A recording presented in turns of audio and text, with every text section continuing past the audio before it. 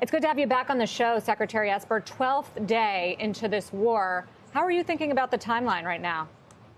Yeah, hi, Sarah Michael. It's good to be back with you again.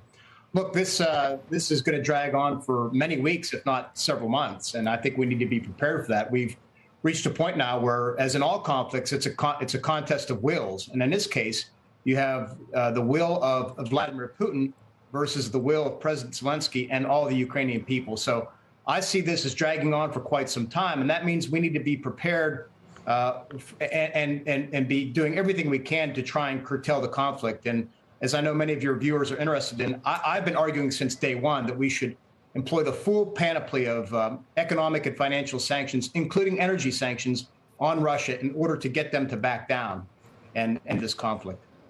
Well, it looks like there's some movement on that front, certainly from Congress and growing opinion in the U.S. that is what should happen. Germany's not there yet. If we do go that route, energy sanctions, do you expect it to change the outcome for President Putin? Well, it could, which is why I disagree with these graduated escalating sanctions. We should employ them all now.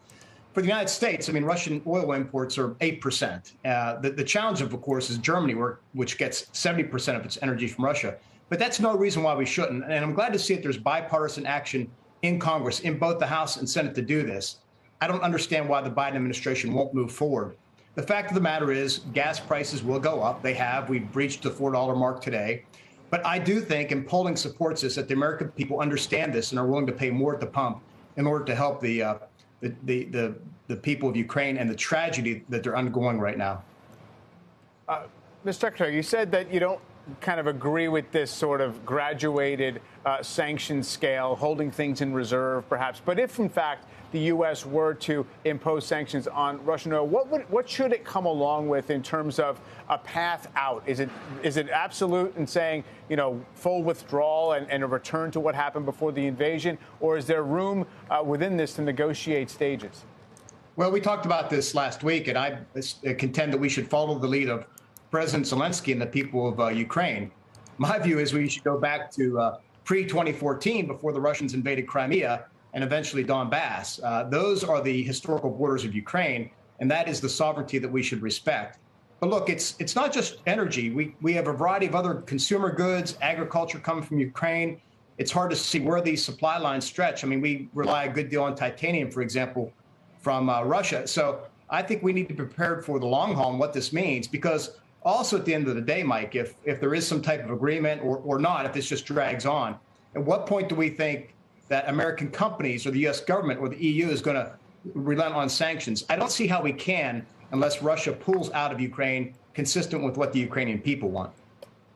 I only have time for one more. I was deciding between Iran and China, but I think both of them maybe can go into one, which is, you know, the Russian relationship with both. China's backing them. The Russians are part of this resumption of nuclear talks, which apparently is moving closer with Iran and unleashing their barrels of oil. How much support does Russia have there between the two of them? And what do you think happens with all that? Well, they do have some support, probably more from Iran right now than China. China has been put in an awkward position. You know, in early February, Xi Jinping stood alongside Vladimir Putin, and they extolled the virtues of their approaches to governing and how democracy is not working. And yet China finds itself in a very awkward position where its longstanding policy of no foreign intervention in other countries' affairs is being undermined by Putin's invasion of Ukraine. And so they've been non-committal, neither supporting Russia in places like the UN nor standing with us. They should stand with us, but that is the nature of the great power competition we're in today, and will last for quite some time, unfortunately.